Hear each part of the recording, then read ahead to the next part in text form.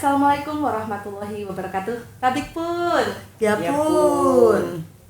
Halo Sobat Adiaksa dimanapun kalian berada. Jumpa lagi dengan saya Novita dan rekan saya Ria Sulistiawati dalam acara Podcast Kejaksaan Negeri Bandar Lampung. Ya, karena ini nuansa masih di bulan Syawal, kami keluarga besar Kejaksaan Negeri Bandar Lampung mengucapkan Selamat Hari Raya Idul Fitri. Mohon maaf lahir dan batin. Nah, untuk podcast hari ini kita spesial banget ya, karena kita masih baru saja memperingati Hari Kartini dan Hari Pendidikan Nasional. Maka narasumber kita ini bukan kaleng-kaleng lagi. Bukan kaleng-kaleng lagi ya. Hari ini kita mengundang tokoh yang sangat istimewa, datang dari kalangan intelektual, seorang akademisi, seorang guru besar. Beliau adalah Prof.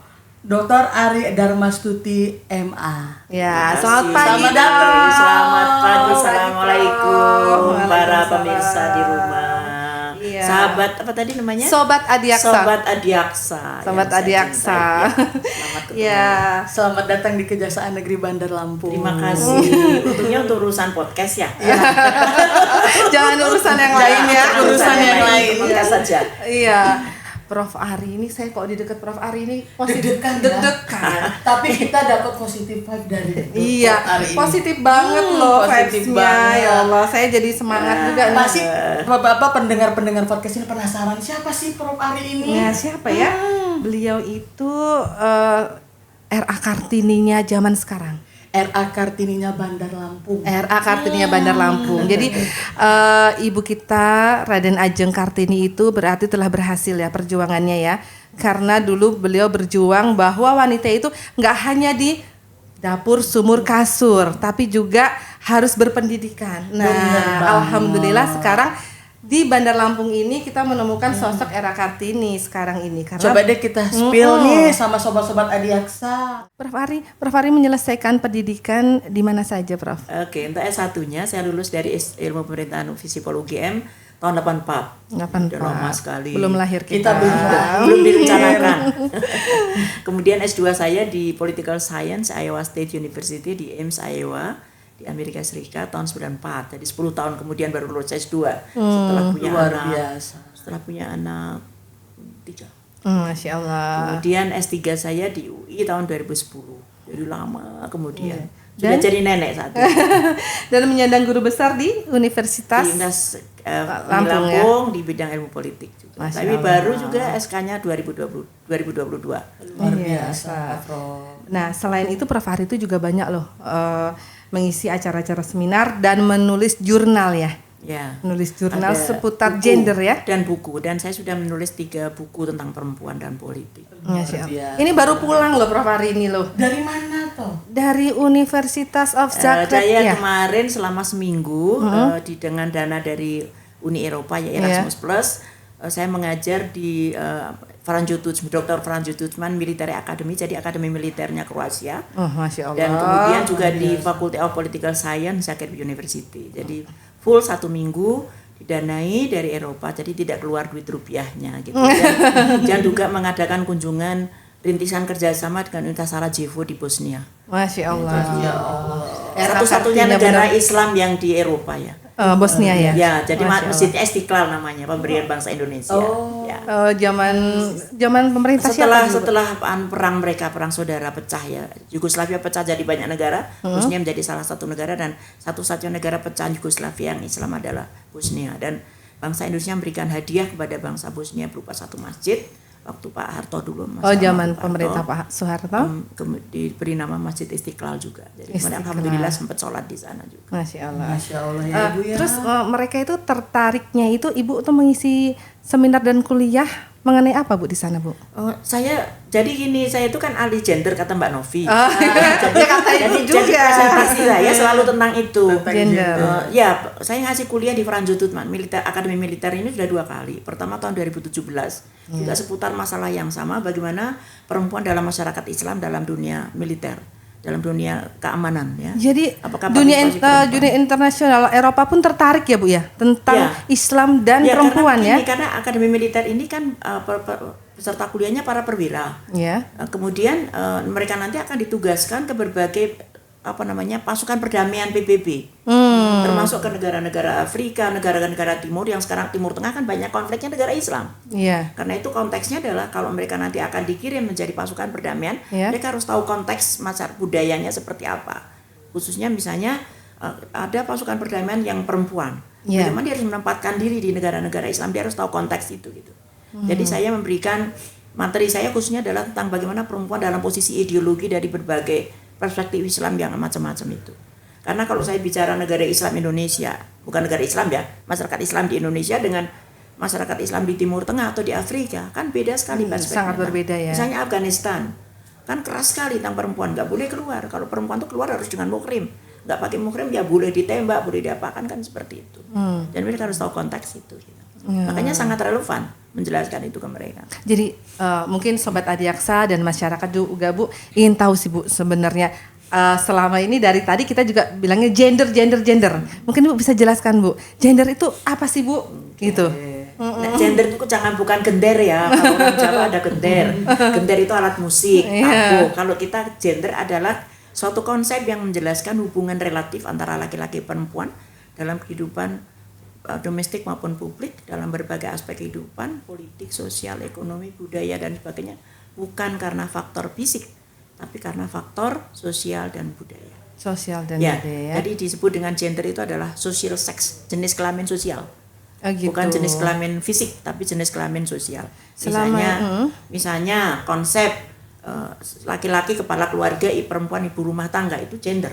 Itu nggak ada kaitannya dengan fisik. Karena sebenarnya kepala keluarga pencari nafkah bisa juga perempuan, bisa laki-laki. Prof Ari, berarti itu sama ya dengan pengukuhan Profesor waktu itu kan menyampaikan pidatonya tentang perempuan dan politik, subjek dalam proses. Jadi itu membahas tentang apa?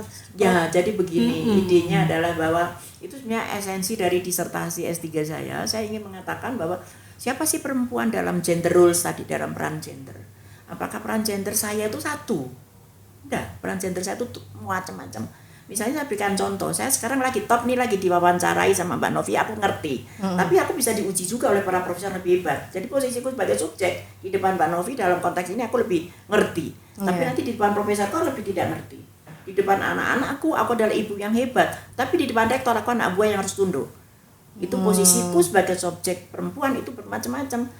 Zaman dulu dengan sekarang posisi saya beda. Di depan orang tua saya harus ngomong dengan bahasa halus. Dengan anakku aku bisa menggunakan bahasa kasar.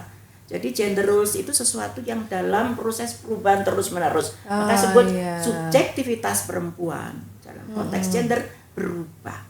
Berarti dalam proses. Berarti kita sebagai perempuan itu harus bisa menempatkan diri sebagai subjektivitas yang sesuai dengan perannya. Papan. Artinya saat saya sedang berada di depan presiden, ya saya adalah powerless, orang yang tidak punya kekuasaan. Tapi di depan mahasiswaku, aku menentukan nasib mereka lulus atau tidak lulus. Jadi posisi itu selalu berubah, tidak pernah satu. Makanya saya sebut dengan subjek dalam proses. Sangat menarik ya, Ibu tentang perempuan dan politik. Di politik juga seperti itu. Di politik seperti itu. Saya berikan contoh, misalnya kelompok perempuan di kakus perempuan, wah hebat, dia bisa menceramai teman-temannya. Tapi di depan pejabat partai yang hebat, dia tunduk. Gitu loh maksud saya. Sehingga posisi subjek objek bagi perempuan tuh berubah-ubah. Kadang jadi subjek, kadang jadi objek. Pas banget nih Ibu. Juga guru besar di bidang politik ya Bu. 2024 ini kan tahun politik. Iya tahun politik Bu. Bagaimana Bu pendapat Ibu mengenai perempuan dan politik? Apakah menurut Ibu seorang perempuan ini juga layak dan pas untuk menduduki ya wakil rakyat? Dan selama ini kan masih 30% ya Bu ya? Kurang. Belum sampai 30% ya. Bagaimana pendapat Ibu mengenai hal tersebut? Sekarang mungkin saya menyampaikan kepada pemirsa ya, sahabat Adiaksa, bahwa demokrasi ya dalam deklarasi masyarakat bangsa dunia. Apa itu demokrasi? Selama ini kita mengatakan demokrasi adalah pemerintahan dari rakyat oleh rakyat untuk rakyat. Tapi not that, bukan itu. Demokrasi adalah sebuah sistem di mana laki-laki dan perempuan bekerja secara bersama-sama, secara sungguh-sungguh untuk menyelesaikan masalah-masalah kemasyarakatan, masalah-masalah negara. kerjasama sungguh-sungguh antara laki-laki dan perempuan untuk menyelesaikan berbagai persoalan kemasyarakatan dan masyarakat negara dengan memanfaatkan kelebihan yang datang dari perbedaan di antara mereka. Jadi laki-laki dan perempuan beda, laki-laki mayoritas maskulin, perempuan feminin, punya karakter yang berbeda, tetapi tidak boleh perbedaan karakter itu menjadi sarana diskriminasi atau alasan diskriminasi. Ini justru harus menjadi sumber daya ibarat pelangi. Ngurus negara itu perlu karakter feminin, bukan hanya karakter maskulin, berani, tegas, cekatan itu maskulin. Tetapi sabar, nerimo, ngalah, setia, jujur itu feminin. Itu bisa preventif juga harus kan hadir, itu harus dihadir di ranah publik. Karena itu masyarakat dunia mengatakan kalau hanya laki-laki yang ngurus negara itu bukan demokrasi. Betul. Apalagi Indonesia kan negara demokrasi ya Bu ya. So bahasa lambungnya gini, demokrasi is a system a genuine partnership between men and women in the conduct on the affair of the society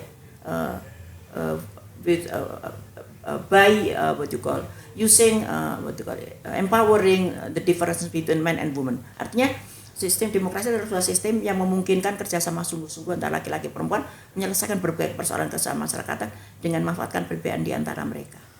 Prof. Ari, tapi kan jadi kalau belum hadir belum demokrasi. Belum demokrasi. Adalah ibarat bertepuk dengan dua belah tangan. Nggak bisa bertepuk satu bertepuk sebelah tangan. Prof. Ari, tapi kan kita ini kan di budaya Indonesia yang patriarki, yang masih mendewa-dewakan laki-laki dengan segala kelebihannya dan perempuan selalu dibawa atau dianggap tidak layak, tidak pantas atau tidak ini. Bagaimana perempuan bisa percaya diri untuk menghadapi budaya patriarki? Ya, perempuan yang pertama memang perempuan itu punya masalah ya. Jadi kalau di dalam prinsip kenapa perempuan selalu kalah? Karena gini, selalu ini secara kultural ada pertanyaan besar dari masyarakat. Perempuan sanggup nggak sih? Gitu. Dan perempuan sendiri meletakkan dirinya pada posisi itu. Kalau laki-laki ditawari pekerjaan, tawari karir, oke mau tak jadikan kepala kejaksaan di Natuna sana, semua tangannya gini. Tapi perempuan, entar dulu aku nanya suami dulu, aku nanya ada anak, aku sanggup atau tidak, keluargaku gimana? Terlalu banyak bertanya, dan akhirnya pertimbangan. Ya, jadi karir publik itu perempuan mulainya dari negatif terhadap dirinya sendiri, masyarakat juga negatif. Laki-laki dari netral. Iya betul. Jadi posisi laki-laki itu netral, bisa langsung positif. Kalau perempuan negatif, netral baru positif. Artinya seorang perempuan yang bisa menduduki jabatan berarti dia membutuhkan upaya dua kali lipat daripada laki-laki. Iya betul. So you must be ready for that. Jadi selama ini melalui kaukus perempuan politik saya menyiapkan mereka bahwa tantangan pertama adalah dari diri sendiri harus bisa diatasi. Yang kedua dari masyarakat pandangan negatif. Yang ketiga baru siap berkompetisi. Itu selesaikan dulu masalah negatifnya, baru itu gitu. Masya Allah, banyak banget kita ilmunya hari ini. Sobat Adiaksa juga banyak banget ilmunya ya. Oh ya Bu, ini kan kita juga memperingati Hari Pendidikan Nasional ya. Menurut pendidik ini guru. Iya, dosen kita ini. Apa saja sih Dok? Maaf, Prof ya nanti ya. Dok terus ya. Tidak apa-apa. Apa saja Prof isu fundamental di dunia pendidikan saat ini dan apakah Indonesia nantinya bisa meraih predikat Indonesia Emas di tahun 2045 di bidang pendidikan? Oke, sebagai orang beriman harus positif terus gitu. Meskipun terus terang kalau kita melihat, saya terus terang di ASEAN saja kan kita tertinggal, akan tertinggal di negara-negara lain. Di ASEAN aja ini ya. Misalnya dengan Vietnam kita dulu lebih unggul. Artinya capaian pendidikan kita sekarang secara nasional baru 7 dari wajib 12.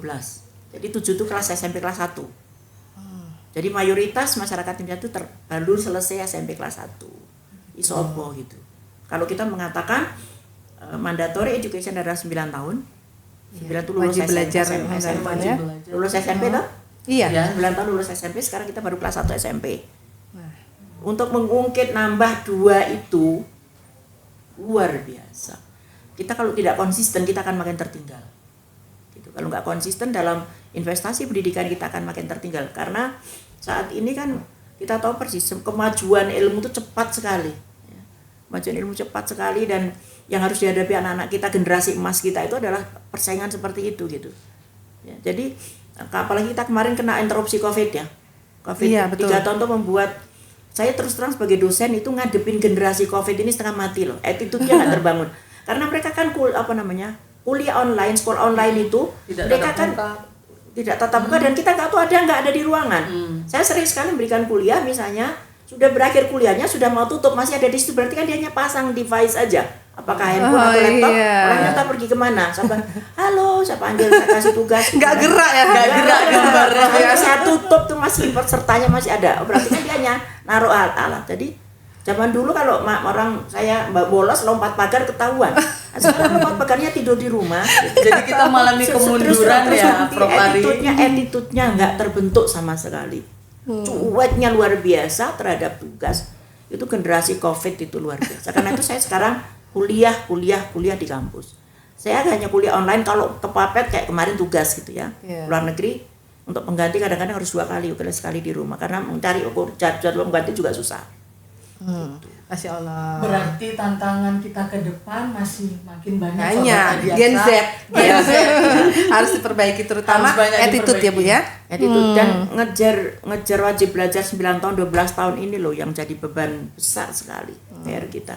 Jadi kita nggak usah lah kadang-kadang kita terlalu pendidikan khusus gini-gini untuk yang bagus, udahlah kalau yang pintar-pintar tuh lepas aja lulus sendiri kok gitu.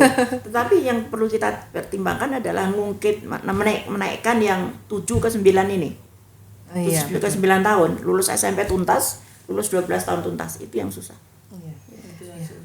Terima kasih banyak Prof untuk waktunya. Ini kita mau closing, mungkin Prof bisa memberikan masukan kepada Sobat Adiaksa Prof untuk satu kata menurut Prof Ari mengenai apa itu perempuan dan satu kata untuk pendidikan. Tangguh perempuan tangguh, pendidikan menuju masyarakat bermartabat. Terima kasih semuanya. Terima kasih Sobat Adiaksa dimanapun berada dan terima kasih Prof Ari untuk waktunya. Terima kasih undangannya.